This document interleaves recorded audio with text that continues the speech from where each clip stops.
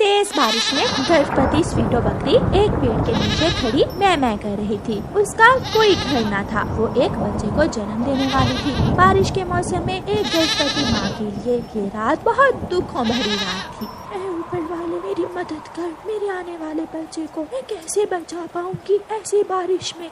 अपने घर में अपने घोंसले में अपनी माँ के साथ लेटी हुई गुड़िया चिड़िया स्वीटो बकरी की आहो पुकार सुन लेती है। माँ, बाहर कोई बकरी रो रही है, शायद वो मुश्किल में है, हमें बाहर जाकर देखना चाहिए। बेटी, ये सब आपका वहम होगा। ऐसे मौसम में बकरी की आवाज कहाँ से आ सकती है? स्वीटो बकरी फिर से बोलती है। मम्मा, सुना आपने, मम्मा कहती थी कि कोई बकरी है। हाँ, ये आवाज तो बकरी की ही है। फिर मम्मा चिड़िया अपने घर से निकलती है। बारिश में ज्यादा दूर तक दिखाई नहीं दे रहा था। मम्मा चिड़िया आवाज के पीछे पीछे जाती है। बकरी, आप यहाँ ऐसे मौसम में? चिड़िया, मैं अपने बच्चे को जन्म देने वाली हूँ। मेरा घर तेज बारिश में टूट गया है और मैं चलती चलती यहाँ तक पहुँच गई। मेरी मदद करो। आप मेरे साथ मेरे घर में आ जाए। मेरा घर आपको बारिश से सुरक्षित रखेगा। रानो चिड़िया स्वीटो बकरी को अपने घर में ले जाती है। यहाँ आकर मुझे कुछ सुकून मिला। मैं तो सो रही थी। मेरी बेटी गुड़िया ने आपकी दर्द भरी आवाज सुनी और मुझे जगाया। आप जब तक चाहे हमारे घर में रुक सकते हैं। मैं अपने आने वाले बच्चे को लेकर पहाड़ की दूसरी तरफ मैदान में चली जाऊंगी। ये जंगल मेरा घर नहीं है। आप चिंता न करें, मैं आपको पहाड़ों की दूसरी तरफ मैदान तक छोड़ आऊंगी। थोड़ी देर बाद स्वीटो बकरी एक सुंदर से छोटे से बच्चे को जन्म देती है, जिसे देखकर माँ बकरी बहुत खुश थी। माफ करना मेरे बच्चे, मेरी वजह से आपको बहुत दुख सहना पड़ा, लेकिन अब आप दोनों सुरक्षित हैं। बकरी का छोटा सा बच्चा अपनी माँ को देखकर बोलने लगता है।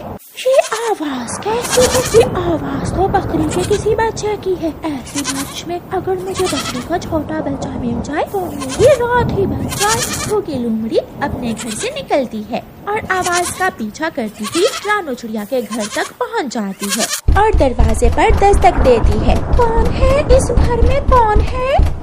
ये तो भूखी लोमड़ी की आवाज है। स्वीटो, अपने बच्चे को अपने पीछे छुपा लो।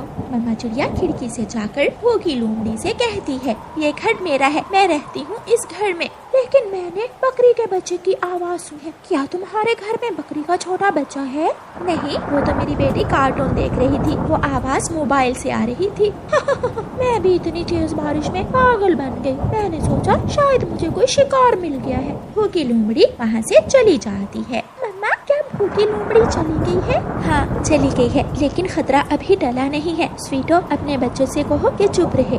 जैसे भी वो रात गुजर जाती है। चिड़िया रानी, मुझे किसी तरह पहाड़ की दूसरी तरफ मैदान तक छोड़ो। मैदान में कोई शिकारी जीव नहीं होगा और वहाँ मैं और मेरा बच्चा सुरक्षित रहेंगे। गुड़िया बेटी, चलो हम स्वीटो को मैदान तक छोड़ आते। बारिश अभी तक छम-छम बरस रही थी। मम्मा चिड़िया और गुड़िया अपना अपना छाता लेती हैं और स्वीटो बकरी और उसके बच्चे को लेकर अपने घर से निकलती हैं। मम्मा चिड़िया पेड़ों से ऊपर उड़ रही थी और आगे का रास्ता देख रही थी। थोड़ी दूर रानो चिड़िया एक शेर को देख लेती है और वो जल्दी से स्वीटो बकरी के पास आती है। गुड़िया, आप वहाँ जाकर पेड़ के ऊपर बैठ जाओ और स्वीटो जल्दी से इन झाड़ियों में छुप जाओ। क्या कोई खतरा है? हाँ, सामने से शेर आ रहा है। स्वीटो बकरी जल्दी से अपने बच्चे को लेकर झाड़ियों में छुप जाती है। गुड़िया पेड़ की डाल पर बैठ जाती है और मम्मा चिड़िया ऊंचे पेड़ पर बैठकर शेर पर नजर रखती है। बड़ा शेर आहिस्ता आहिस्ता चलता हुआ स्वीटो बकरी के पास आकर रुक जाता है। वो अपनी नाक से सूंघता है और फिर से जलता हुआ दूर चला जाता है। जल्दी चलो स्वीटो, जल्दी चलो, हमें यहाँ से जल्दी जाना होगा। वो सब फिर से चलते हैं। सामने ऊंचे पहाड़ थे। बकरी पहाड़ के ऊपर चढ़ती है। रानो चिड़िया और उसकी बेटी बकरी के साथ साथ उड़ती हैं। आखिर वो सब पहाड़ की दूसरी तरफ पहुंच जाती हैं। सामने खुला मैदान था जिसमें बड़ी बड़ी घास थी। वो सुनी, मेरी बहन का घर है, हमें वहाँ जाना होगा। फिर स्वीटो बकरी रानो चिड़िया और उसकी बेटी को लेकर अपनी बहन के घर तक पहुंच जाती है। बकरी दरवाजे पर दस्तक देती है। स्वीटो की बहन दरवाजा खोलती है। स्वीटो, तुम आ गई। मैं तो समझी थी कि तुम्हें कोई शेर या भेड़िया खा गया होगा। अगर रानो चिड़िया मेरी मदद ना करती तो शायद मैं और मेरा बच्चा अब तक जिंदा न होते।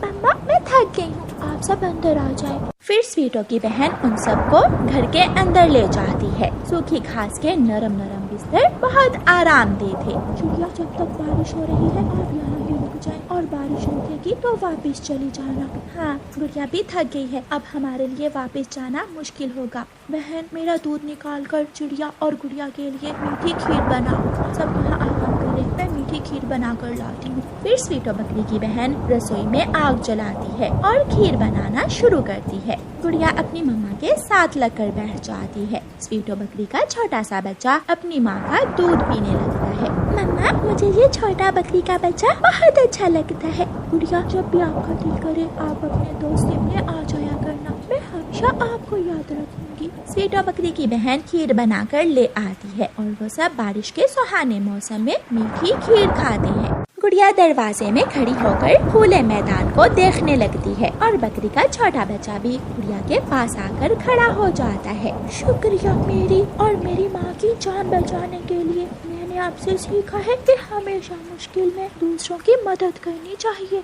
गुड़िया और बकरी का बच्चा आपस में बातें करने लगते हैं। बहुत समय पहले किसी जंगल में लाडो चिड़िया और टुन्नू नाम के पति पत्नी रहते थे।